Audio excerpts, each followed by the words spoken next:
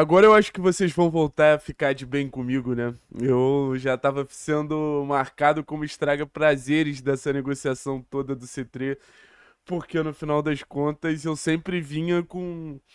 Não vou falar com uma notícia ruim também, porque acho que não é o papel do jornalista trazer necessariamente notícias boas.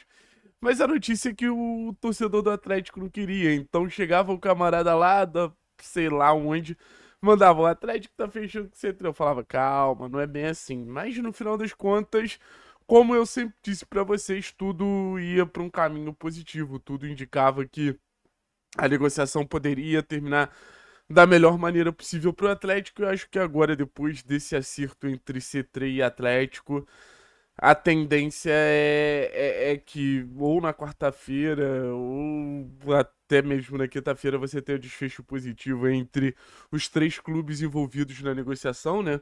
Que é o caso do Medellín, um clube que ainda tem partes do direito do C3, do Estudiantes, clube que o C3 está jogando ainda, né? Querendo ou não, está jogando ainda, e obviamente do Atlético. A gente tem bastante coisa para falar sobre a situação do C3.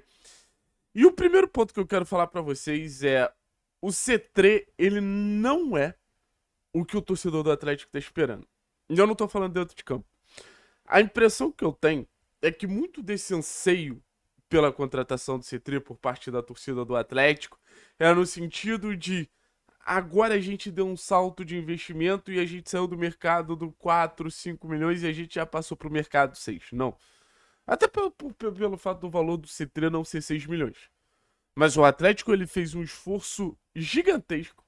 O Atlético fez um esforço homérico para tirar o máximo que ele podia da negociação do C3 para ser uma negociação mais barata possível para o Atlético.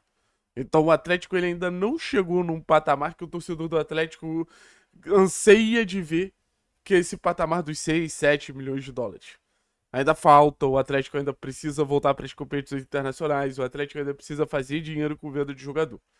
O C3, então, acho que não simboliza essa mudança de patamar do Atlético no mercado, mas simboliza que o Atlético pode conseguir boas negociações a partir do momento que tiver duas coisas: coragem para negociar, porque, na teoria, o Atlético ele chega numa condição completamente desfavorável na porta do Estudiantes tentando ser três e as coisas elas caminham positivamente porque o Atlético tem coragem e tem paciência. E paciência foi fundamental para que essa negociação acontecesse. O Atlético ele teve a oportunidade de ir atrás de outros nomes. Já trouxe, por exemplo, o nome do Lucas Ferreira. Mas o Atlético acho que teve até o mérito da negociação de mostrar para o C3 o seguinte: C3, a gente quer você. A gente pode ir atrás desse jogador, a gente pode ir atrás desse jogador, a gente pode ir atrás daquele jogador, mas no final das contas o que a gente quer é você. Então vem aqui pra gente porque você vai ser o protagonista desse cenário. Então o Atlético o tempo inteiro com paciência mostrou pro C3 que valia a pena ele escolher o Atlético porque o Atlético tinha escolhido o C3. Então acho que isso contou muito a favor da negociação como um todo, sabe? E a vontade do jogador foi muito importante, tá? A vontade do jogador de vir pro futebol brasileiro foi muito, muito, muito importante no desfecho da negociação. O que vai acontecer a partir de agora? Óbvio que os clubes ainda precisam entrar no acordo. O jogador vai vir pro Brasil, já tá falando com alguns companheiros de clube, já tá falando com alguns companheiros de elenco do Atlético. O Teran, por exemplo, é um jogador que vem trocando muitas figurinhas já com o C3, vem tentando fazer essa ponte. O Portija, que era um jogador que o C3 já conhecia, se eu não me engano, de seleção de base ou do futebol colombiano mesmo, já tá rolando essa troca também. E o C3 ficar pronto o mais rápido possível, o jogador que já vinha treinando e já vinha trabalhando lá no time do Estudiante. Outros pontos agora de campo e bola. O C3 ele pode ser muito importante, mas o C3 ele pode ser um simbolismo de algo que o Odair não deveria fazer, tá? O C3 ele pode ficar marcado por ser o cara que é o contraponto do jogo de transição tão forte que o Atlético tem como seu ponto principal. Então o C3 é um plano B no sentido de oferecer para que o time seja mais versátil possível, a capacidade do drible, a capacidade de um contra um, a capacidade muito grande de criar situações contra defesas fechadas. E acho que é algo que o Atlético precisa. O Atlético começa a temporada sofrendo contra um Coritiba que o Atlético não deveria sofrer. Então o C3 acho que ele consegue alinhar força física com habilidade para ser o jogador mais completo possível. Beleza? Beleza. Outros pontos aqui em relação ao C3 que eu acho muito importante a gente pensar.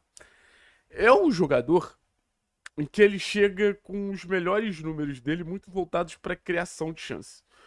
E a gente teve um jogador muito parecido nesse sentido que a torcida do Atlético não abraçou. E eu espero do final das contas, do fundo do coração, que a torcida do Atlético abrace o C3 muito mais do que abraçou o Thomas Coelho.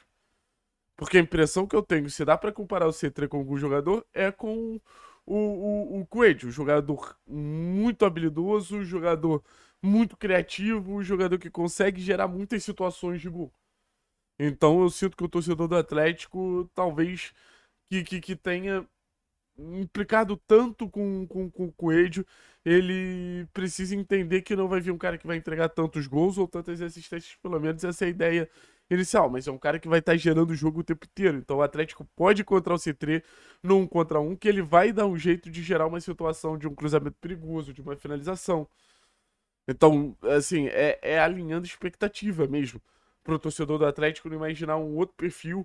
Muito se fala já em protagonista, e a gente vê, por exemplo, na situação do Zapelli, como o torcedor do Atlético só aceita o protagonismo de quem entrega gols e assistências, então calma em relação ao C3. E pra terminar, velho, eu acho que traz um pouquinho mais de alegria, sabe? O C3 eu acho que traz um pouquinho mais de alegria pro time do Atlético, tanto falando do estilo de jogo do C3, mas falando também sobre o torcedor do Atlético se sentir muito bem reforçado. Eu acho que fala um pouquinho sobre a autoestima do torcedor do Atlético. A gente vê o torcedor do Atlético feliz de ver os outros torcedores comentando da negociação do C3 nas redes sociais. Eu acho que isso, nos tempos de hoje, é muito legal. E o C3 traz a possibilidade do imprevisível, né? Traz a possibilidade do drible, do 1 contra 1, da jogada individual, da jogada que o marcador não espera, do engano. A capacidade de engano do C3, pra mim, quebra qualquer defesa, assim. Finge que vai pra um lado, vai pro outro, muda a direção.